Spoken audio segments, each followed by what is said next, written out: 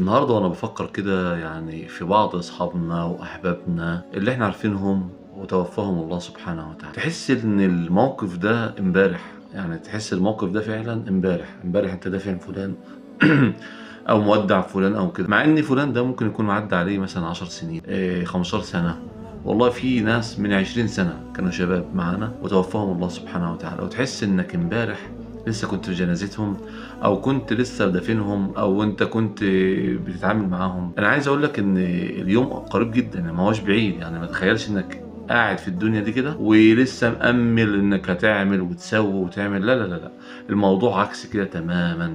إذا جاء أجلهم لا يستقدمون ساعة ولا يستأخرون. حُط الآية دي نصب عينيك. ليه؟ لأن الموت إذا جاء لا يؤخر، يأتي في أي وقت وفي أي مكان وعلى أي وضع. فأنا عايزك تنتبه لنفسك شوية، لأن النهارده فعلًا يعني قعدت أفتكر بعض الناس اللي كانوا معانا وخلي بالك شباب، يعني ما بنتكلمش عن ناس كبار في السن يعني. يعني في ناس منهم ماتوا وإحنا في 20 سنة، في ناس ماتوا وإحنا في 30 سنة، ناس ماتوا منهم من سنة سنتين وإحنا على مشارف ال40. نسأل الله أن يختم لنا ولكم بالصالحات. فموضوع موضوع الأجل ده موضوع يعني لازم نفكر فيه كويس. ليه؟ لأن الأعمار بتجري، حتى أنت لو قُلت أنا لسه مطوّل، أنا باقول لك أنا ممكن كنا مع ناس من 20 سنة شباب وماتوا، وال20 سنة تحس إن هي امبارح.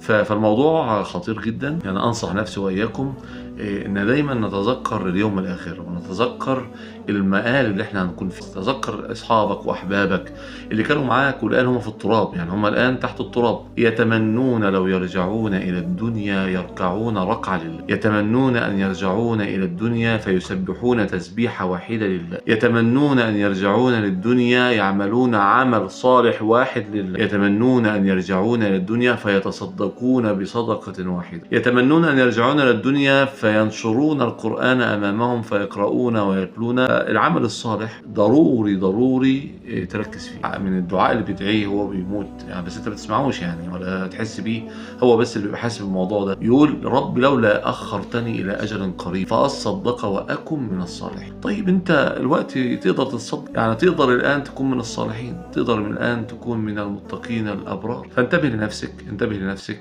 جيدا جيدا. والله أقول الكلام هذا لي ولك، أرجو من الله سبحانه وتعالى لي ولكم أن يقيمنا على طاعته وألا يجعل همنا إلا الآخرة. أذكر نفسي وإياكم بأن الأجل قريب، ولا تؤمل أن تعيش لحظة بعد اللحظة التي تعيشها الآن. لا تؤمل غدا ولا تؤمل سنة وسنتين وسنين، لا تؤمل أن تعيش لحظة بعد اللحظة التي أنت تتنفس فيها الآن. فالأجل إذا جاء لا يؤخر أبدا، لا يؤخر ولو لحظة. إذا جاء أجلهم فلا يستأخرون ساعة ولا يستقدمون. أسأل الله سبحانه وتعالى أن يجعلني وإياكم من أهل الآخرة. السلام عليكم ورحمة الله وبركاته.